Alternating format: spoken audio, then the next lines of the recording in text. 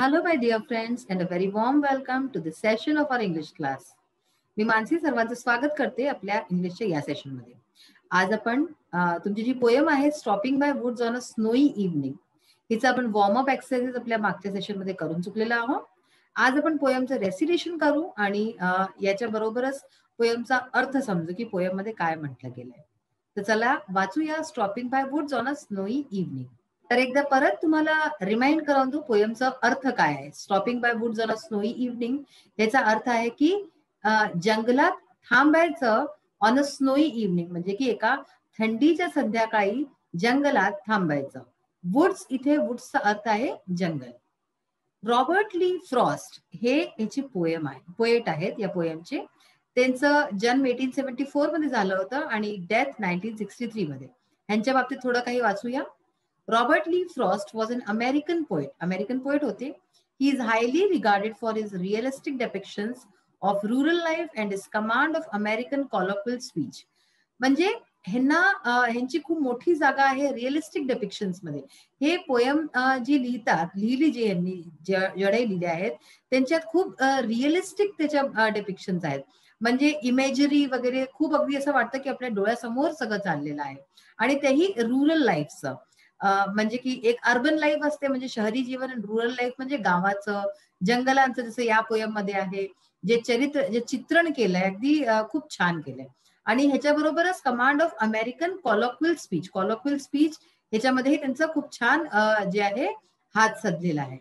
He is one of the most popular and critically respected American poets of the 20th century.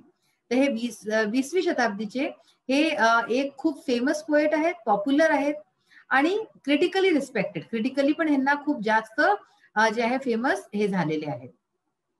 He received 4 पुलिट्झर prices for poetry. ह्यांना poetry करता जे price मिळतात असे 4 पुलिट्झर prices मिळून चुकलेले आहेत. In this poem the poet describes a little incident happening in a snowy evening. तर या poem मध्ये पोएट जे आहे ते डिस्क्राईब करतात की एक छोटासा इन्सिडेंट, एक छोटीशी घटना जी की त्यांच्याबरोबर झाली होती in a snowy evening. Snow म्हणजे जेव्हा तुम्हाला माहिती आहे फॉरेन कंट्रीज मध्ये खूप जागी स्नो पडतं म्हणजे बर्फ पडते. तर अशा संध्याकाळी एका त्यांच्याबरोबर जी घटना झाली ती डिस्क्राईब केली आहे त्यांनी. As a traveller the poet is fascinated by the beautiful scenes in the woods. तर ट्रॅव्हलर ते यात्रेकरू आहेत तर आणि पोएट आहे. तर हे पोएट जे आहे हे आकर्षित होऊन जातात, जे इतके सुंदर त्यांना जंगलाचे दृश्य दिसतात, त्याच्याशी खूप सुंदर दृश्य दिसतात आणि ते आकर्षित होतात. He stops to enjoy but his mind urges him to go on. तर हे तिथे थांबतात आणि ते तिथे थांबणं चाहतात, पण ह्यांचं जे माइंड असतं, जे दिमाग असतं ते त्यांना म्हणतं की नाही, तुम्हाला वापस जावं लागेल, परत जावं लागेल. तर आपण पोयम वाचूया पहिले एकदा. Whose woods these are, I think, I know. His house is in the village, though. He will not see me stopping here to watch his woods fill up with snow. My little horse must think it queer to stop without a farmhouse near. Between the woods and frozen lake, the darkest evening of the year. He gives his harness bells a shake to ask if there is some mistake.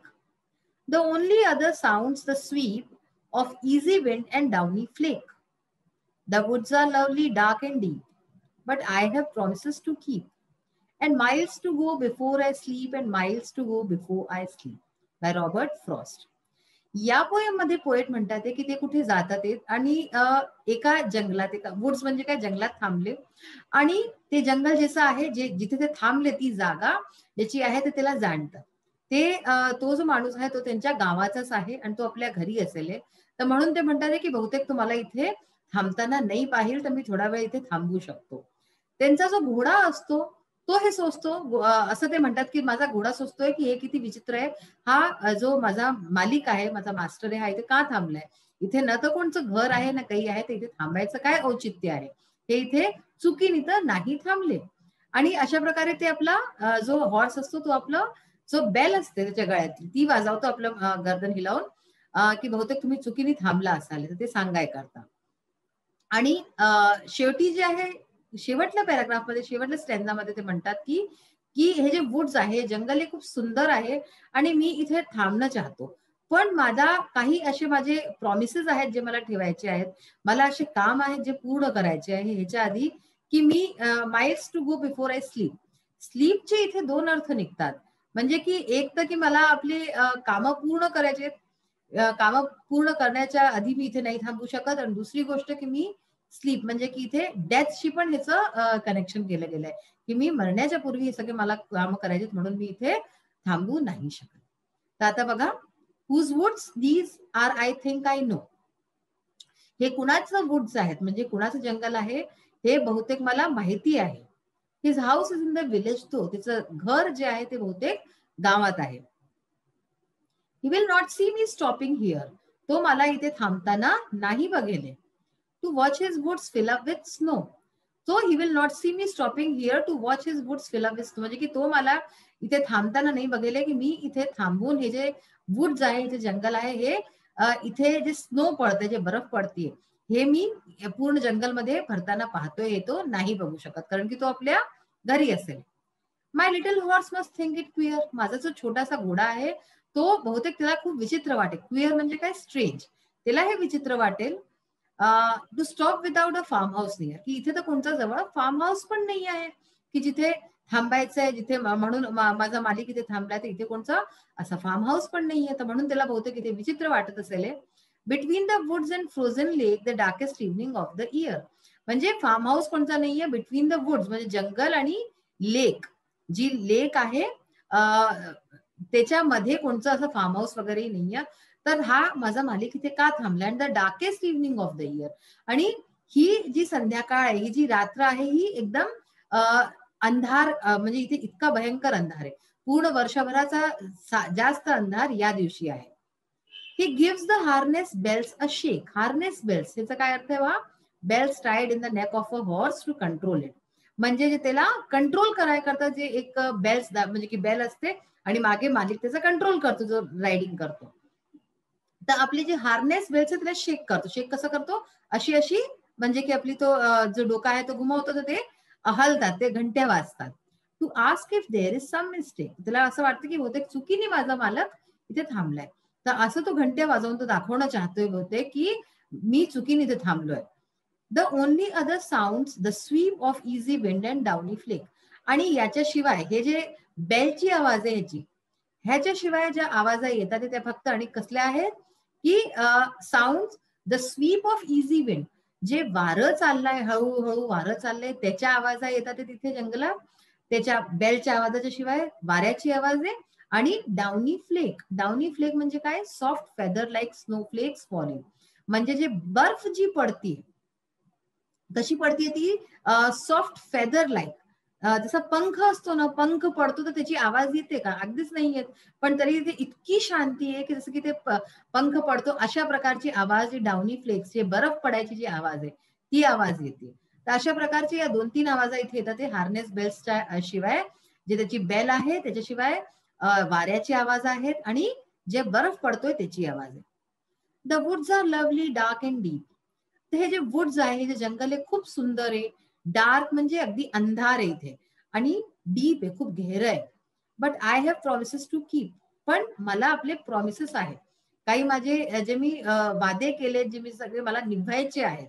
तर म्हणजे जे मी गोष्टी जे मी मला पुरवायच्या आहेत सगळ्यांच्या, आपल्या घराच्या, माझे कर्तव्य आहे जे मला पूर्ण करायचे आहेत. याच्यात हे म्हटलं जातंय की हे खूप सुंदर जंगल आहे, मी ते थांबणं चाहतोय, पण मला आपले कर्तव्य आहेत जे जगाचे ते पूर्ण करायचे आहेत. And miles to go before I sleep. And miles to go before I sleep म्हणजे की आणि मला अजून स्लीप म्हणजे की काय, की आपलं जे काम संपायच्या आधी, रिटायरमेंटच्या आधी, असं समजू शकता की एक तर रिटायरमेंटच्या आधी मला खूप चालायचं आहे. खूप चालायचं म्हणजे खूप सारे काम करायचे. आणि दुसऱ्या पंक्तीत लिहिलं तर त्याचा अर्थ तुम्ही असं समजू शकता की मला आपल्या मृत्यूच्या आधी आपले जितकेही कर्तव्य आहेत सगळे पूर्ण करायचे.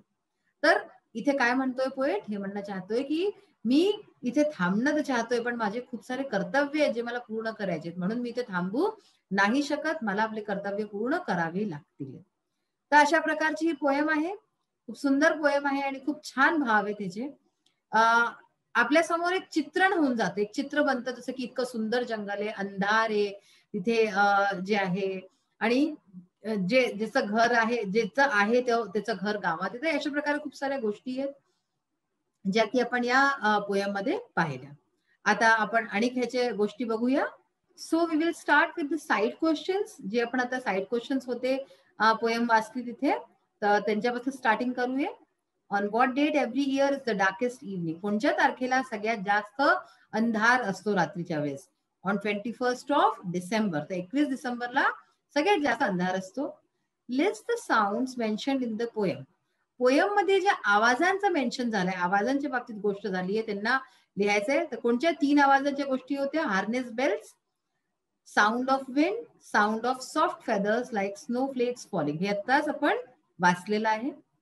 Y does the traveller have to leave the lovely woods. जो ट्रॅव्हलर आहे तिला इतके सुंदर जे वुड्स आहे, जंगल आहे, ते सोडून का जायचं आहे, परत का जावं लागेल? The traveller is really captivated by the lovely woods. जो ट्रॅव्हलर आहे, जो यात्रेकरू आहे, तो त्या इतक्या सुंदर जंगलात तो खरंच अगदी आकर्षित होऊन गेलाय, मोह त्याला पडलाय त्याचा. He is suppose to discharge his duties on time. पण त्याला आपले जे ड्युटीज आहे, जे कर्तव्य आहे, त्या वेळेशीर करायचे आहे. He promises himself to keep his word. आणि म्हणून तो आपल्या आपशी प्रॉमिस करतो, वादा करतो की त्याला आपले शब्द ठेवावे लागतील. So he has to leave the lovely woods to keep his word. म्हणून त्याला आपले शब्द ठेवाय करता, आपले कर्तव्याचं पालन कराय करता ते जे जंगल आहे, जे वुड्स आहेत, ते सोडावे लागतील. Give your on rhyming words for the following. पहा, हे रायमिंग वर्ड्सचं आहे क्वेश्चन नंबर 5 मधला. आपल्याला आपल्या मनाने कोणतेही रायमिंग वर्ड्स द्यायचे आहेत. जसं की हाऊस येतं, spouse, woods, goods, easy, busy, wind, skinned, dark, बाग, वॉच, वॉच. तर हे सगळे आपण तुम्हाला आणि काही कोणते लक्षात येत असतील तर तुम्ही तेही लिहू शकता. Question number 8 is complete the following web diagrams by adding suitable describing words. ह्याच्यामध्ये डिस्क्रायबिंग वर्ड्स आपल्याला लिहायचे आहेत. तर मी इथे डायरेक्टली आन्सर्स लिहिले आहेत. ते तुम्ही जे आहे स्वतः पहा. जे वेब डायग्राम बनलेला आहे, पुस्तक आहे, त्याच्यात तुम्ही हे सगळे शब्द लिहू शकताय. विंड हा शब्द दिलेला होता आणि विंडचे जे आणि डिस्क्रायबिंग वर्ड्स काय होऊ शकतात? तर stormy wind, biting wind, strong wind, cold wind, east wind, west wind, असे खूप सारे शब्द होऊ शकतात. आणि तुमच्या डोक्यात विचारात जे असतील ते तुम्ही अनेक सुद्धा ऍड करू शकता त्याच्यात. अशाच प्रकारे इव्हनिंग, तर हा पहिला शब्द होता विंड, दुसरा शब्द होता evening.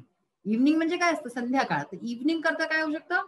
Frosty evening, gloomy evening, pleasant evening, dreary evening and darkest evening. तर हे सगळे शब्द आपण ऍडजेक्टिव्ह आहे. ऑल दीज आर ऍडजेक्टिव्ह, जे की आपण याला लावू शकतो, ह्याच्याबरोबर युज करू शकतो.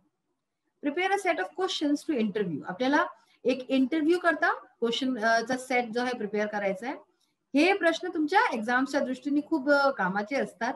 तर म्हणून हे प्रश्न कसे बनवायचे ह्याचं तुम्ही जो पॅटर्न आहे हाही बघा.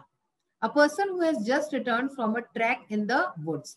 एक अशा व्यक्तीचा तुम्हाला इंटरव्ह्यू घ्यायचा आहे जो की आत्ताच परत आलाय कोणत्या ट्रॅकवरनं, वुड्स मधनं, जंगल मधनं. ठीक आहे. आपण सर्वात आधी काय लिहितो? कोणी वेलकम करतो, जसं आपण कोणाचा इंटरव्ह्यू घेतोय तर सुरुवात नेहमी सगळ्यांची अशी असते की वेलकम, हाऊ आर यू वगैरे असे सगळे शब्द. Welcome back, how did you feel when you visited the woods. तुम्हाला कसं वाटलं जेव्हा तुम्ही जंगलात गेले? What was the purpose of your visit. तुमचं तिथे जायचा पर्पज काय होता, उद्देश काय होता? Did you take any precautions while roaming in the woods. तुम्ही जंगलमध्ये फिरताना काय तुम्ही कोणते प्रिकॉशन्स, सावधान्या बरतल्या होत्या? Which strange or rare things did you find in the woods. जंगलामध्ये तुम्हाला काय विचित्र किंवा काही अनोखं असं काही दिसलं असेल तर त्याच्या बाबतीत सांगा. Did you come across any wild animals. काय तुमच्या समोर कोणता वाईल्ड अॅनिमल आला होता? What was your feeling then. आणि जर आला होता तर तुम्हाला कसं वाटलं त्यावेळेस? How did you manage to get your food, water and other essential things. तुम्ही तिथे जंगलामध्ये कशा प्रकारे आपल्या जेवणाची, पाण्याची आणि जे आपले अगदी एसेन्शियल वस्तू असतात, जरुरी वस्तू असतात, ते कशा मॅनेज केल्या तिथे? What difference do you find in the woods and the place way you live. तुम्हाला काय डिफरन्स वाटला, काय वेगळं वाटलं जंगलामध्ये आणि जिथे तुम्ही राहता तिथे, दोन्हीमध्ये काय अंतर आहे? Were you able to fulfil your expectations from the visit. तुम्ही जी व्हिजिट केली, तुम्ही जे तिथे गेले, त्याच्याने काय तुम्ही जे एक्सपेक्ट केलं होतं जे तुम्ही चाहत होते त्याला तुम्ही काय फुलफिल करू पावले, तुम्ही त्याला प्राप्त केलं. What should be your role to conserve the woods? तुम्ही वुड्सला म्हणजे जंगलला कन्झर्व कराय करता, म्हणजे त्यांचा रखरखाव कराय करता तुमचा काय रोल राहील? Would you like to suggest the youngsters to undertake such expeditions? Why? काय तुम्ही जे यंगस्टर्स आहेत, नवीन जनरेशन जी आहे, त्यांना पण सजेस्ट कराले, त्यांना पण ही सल्ला द्याले की अशा प्रकारचे एक्सपिडिशन जसे तुम्ही केले असे त्यांनाही जायला पाहिजे, आणि वाय म्हणजे कशाला, का? तर आज आपण जे आहे पोयम वाचली. पोयम फारच मस्त होती, सुंदर होती पोयम.